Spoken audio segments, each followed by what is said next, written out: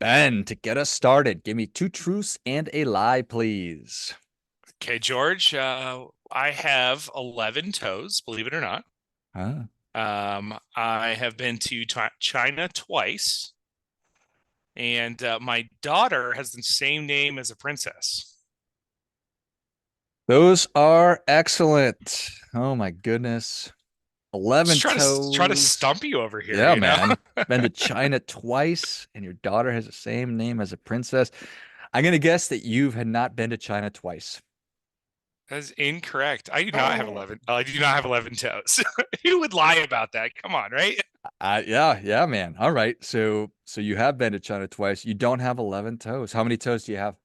I have the normal amount, 10. Okay, regular, the So, regular 10 toes. so we're good there. Yes, we're good. But I actually have a brother and sister who are both adopted from China. So went twice each time that we adopted as a family. So that was great. So Nice. Okay. Well, very cool. And what is your daughter's name? Charlotte, we named her before the queen or soon to be queen named their daughter Charlotte. But yes, Got Charlotte. it. You got there first.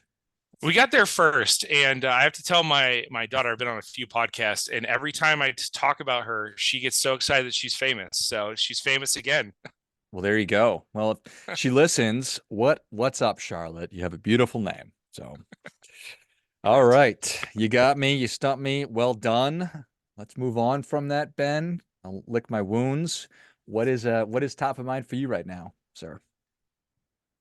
It's interesting. I think there's two things that jump out right away, and they're both related to Reddit. So I don't spend a lot of time on Reddit, but I actually had someone in my office. She sent a forum over, and she said, "Can you believe that people are asking these types of personal questions on personal finance, tax blogs, and things like that?" And um, it's so interesting how Reddit has changed over time, and now it's a place a lot of people are going for stuff that used to only go to people like me as kind of a whether tax expert or finance expert. And I think it's really interesting. It's also maybe a little dangerous because you never know the sources or where that comes from. And then of course Reddit just IPO'd recently, and we work with a lot of clients that have stock options and are trying to deal with that sudden wealth in some way. Now Reddit's a slightly different situation, I think, but that's just in the news a lot. That's on top of my mind. Yeah, I appreciate that. I read or I skimmed through an article, within the past couple of months talking about how younger generations aren't really necessarily interested in going and sitting in a financial advisor's office. Mm-hmm. They are getting advice from their friends and from strangers on the internet.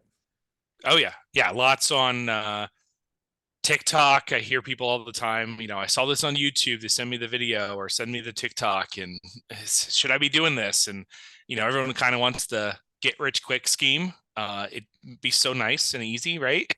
If we could just do that and snap our fingers. But um, it'll be interesting to see where that goes over time. What do you make of that? Why do you think that people are going down that path? Why do people are they more interested in talking to their friends versus a professional?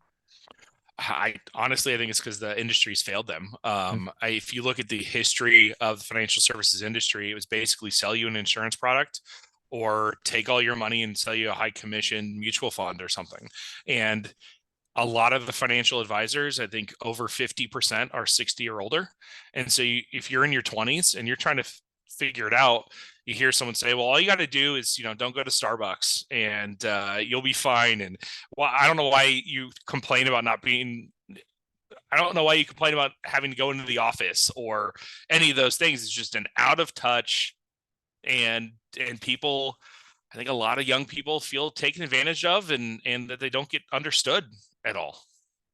Half advisors are over the age of 60. I guess that doesn't surprise me. And there's nothing wrong with people that are over the age of 60. Well, God no, willing, one day I will be too. But if I'm 20, perhaps I want somebody who is maybe closer in age. Who knows?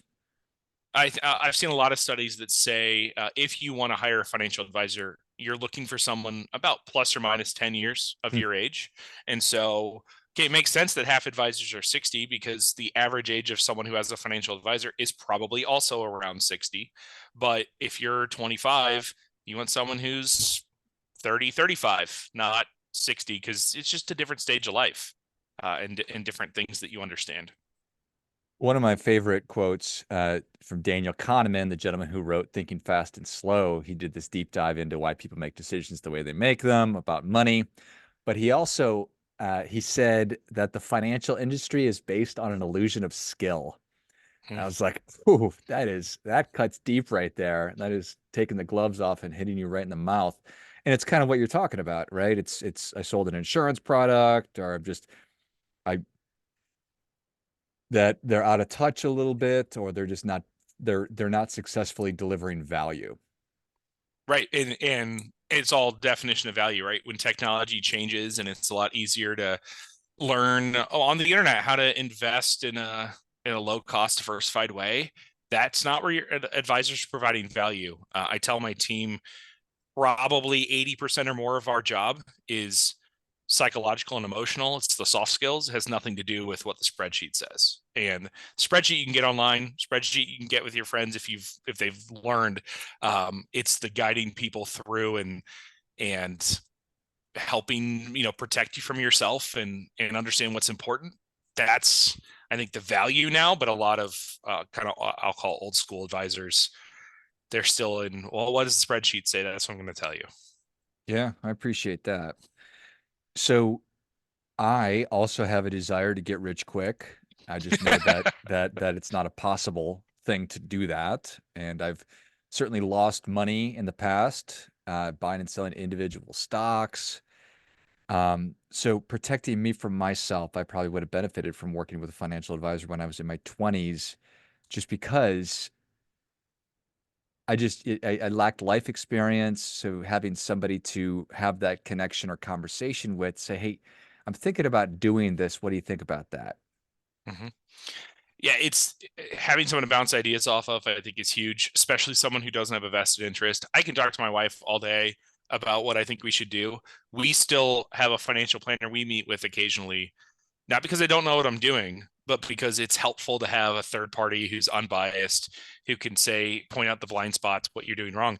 At the same time, the nice thing about being in your 20s is as long as you're not getting in so much debt that you have to go bankrupt or something like that, your mistakes, although it feels really big in the moment, are great learning experiences that when you're in your 30s, 40s, 50s, you now have learned from, and you don't do it when the dollars are a lot bigger and the impact is a lot larger. Yeah. So when somebody says, "Hey, I really want to get in on this Reddit IPO, or I'm interested in buying Reddit," it's not necessarily important that it's an IPO. I'm just interested in buying and selling individual stocks. Right. How do you coach people through that? So I think it's so I think there's a couple different things. The people that have stock through your company, whether you're a Reddit employee, now you've got, you have a liquidity event, you can go do something, or you say, hey, I heard this. I've been on Reddit. I really like it. Let's buy this stock. Understanding what that means for your entire life and entire net worth, I think is important. A lot of people want to say, I'm going to bet a lot more than I really should on an individual stock. I'm sure Tesla's going to go up, so I'm going to put a bunch of money in there. That is fine if it's a small percentage and it's not going to impact you if it doesn't work out.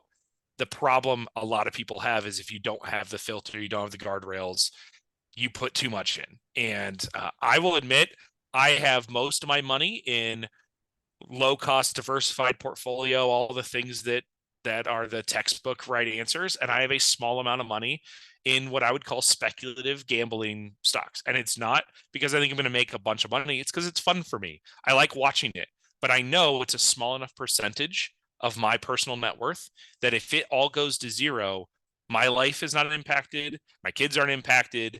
I can still do the things that I need to do because I've built in the system. So that's the most important thing, is no matter how brilliant you think you are on investing or have this inside tip or some idea, making sure the stakes are low enough is probably the most important. Yeah, I think that makes a lot of sense. I've heard sort of describing it as, sort of writing yourself a permission slip by making sure that a lot of what you're doing is, for lack of a better term, sort of boring, and it is Mm. just using indexes. So long as I am on track to meet my financial goals the boring way, then let it rip. Give yourself permission then to. Absolutely. Yeah, I've heard it described as should be investing should be as exciting as watching paint dry, right? And there's a lot of different ways to talk about that, but if you're really talking about long-term investing, and when I say long-term investing, we're talking decades, not months, decades, not hours. uh, that is should be boring. You shouldn't be changing all that often.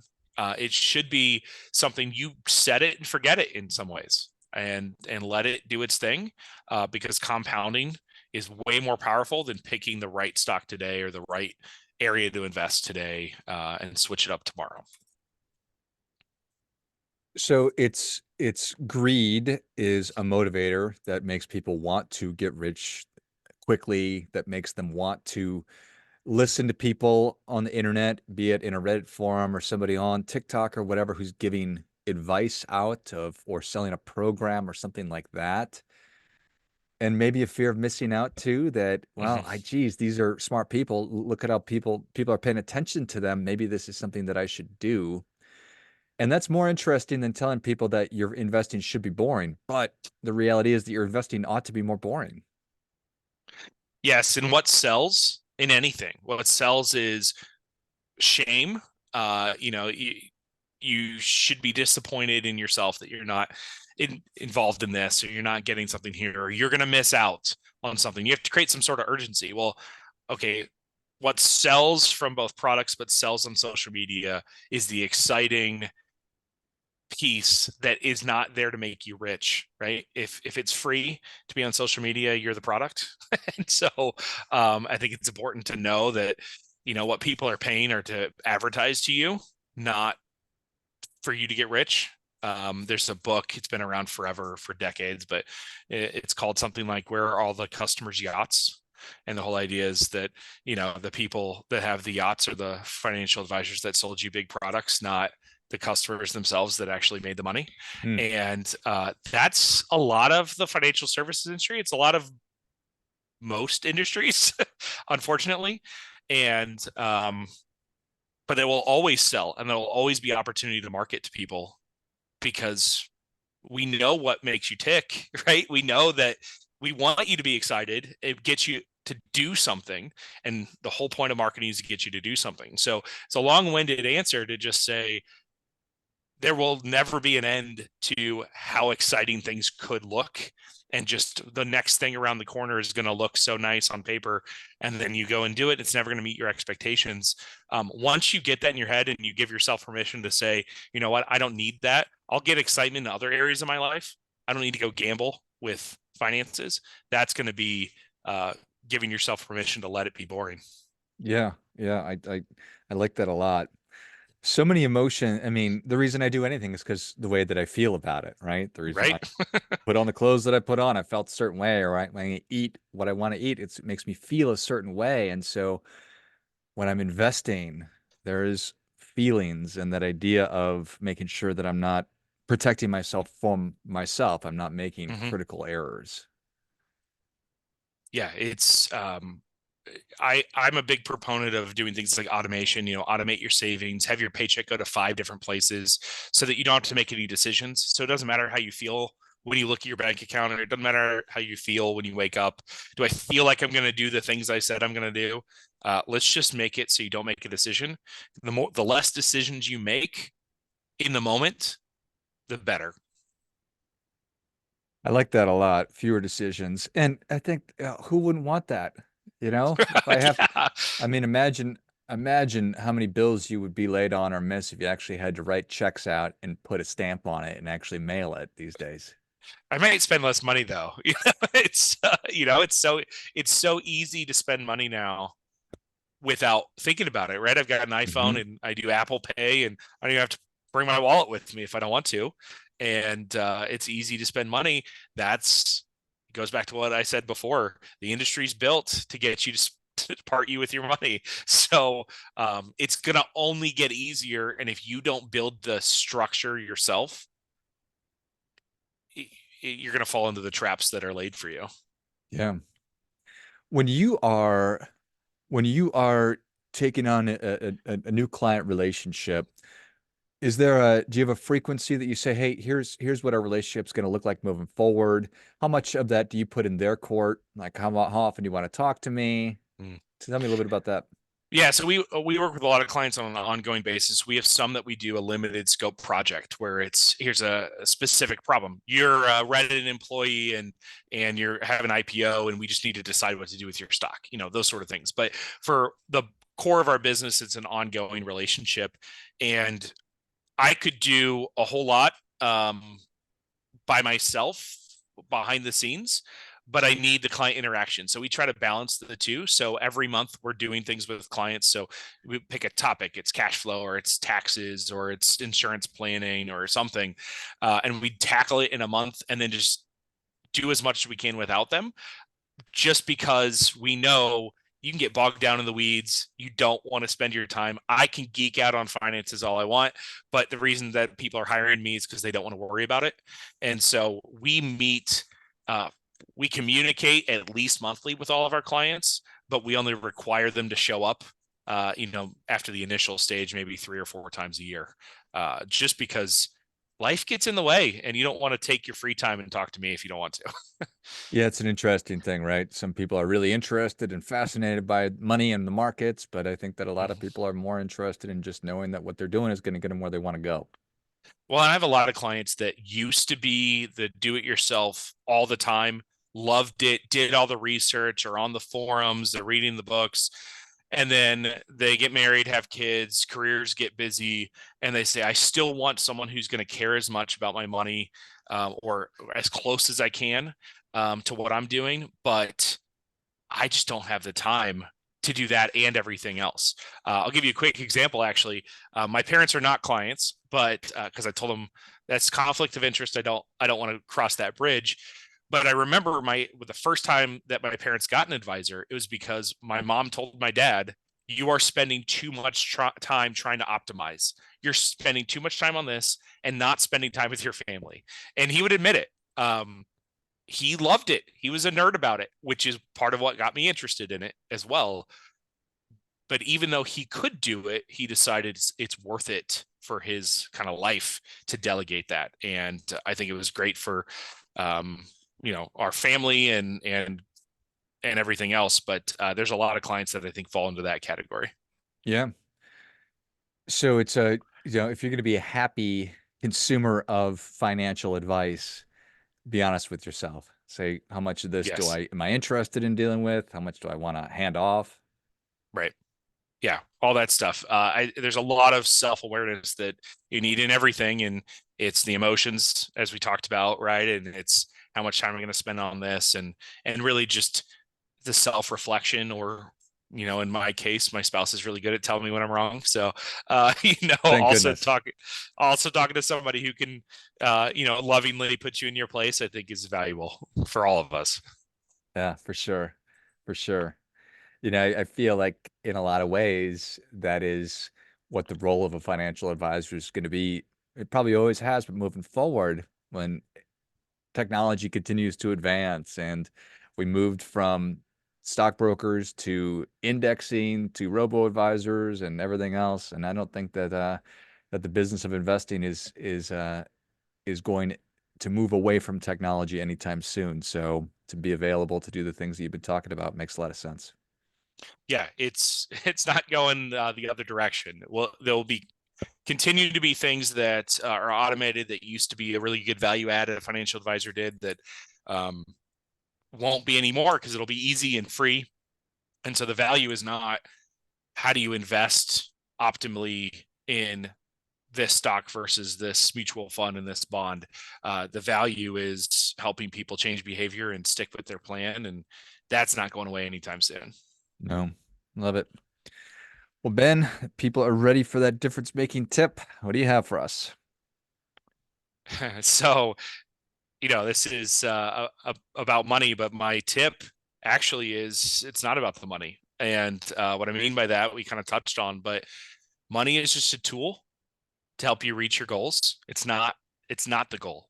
And the happiest people that I work with are those that take their money, their paper net worth, and turn it into the life that they wanted. And so my tip is remember that money's just a tool. It's not the end all be all. And I think everyone will be a lot happier if you can put it in the right perspective.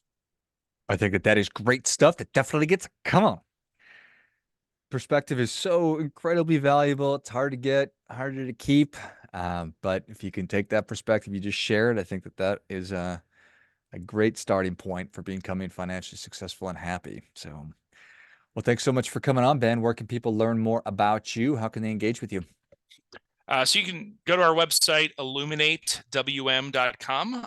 If you want to book a free 20-minute call with me, easiest way to do that is actually go to the website, talkingwithben.com. And like I said, it's free. Happy to talk to people and let you know what we can do for you. Nice. Well, if you enjoyed this as much as I did, should have been your appreciation. Share today's show with a friend who also appreciates good ideas, or that friend who is constantly on Reddit trying to find financial advice, or somebody that was working at Reddit and got some stock options. Go to illuminatewm.com and then go to talkingwithben.com. Take them up on that opportunity to chat for 20 minutes. Thanks again, Ben. Thank you.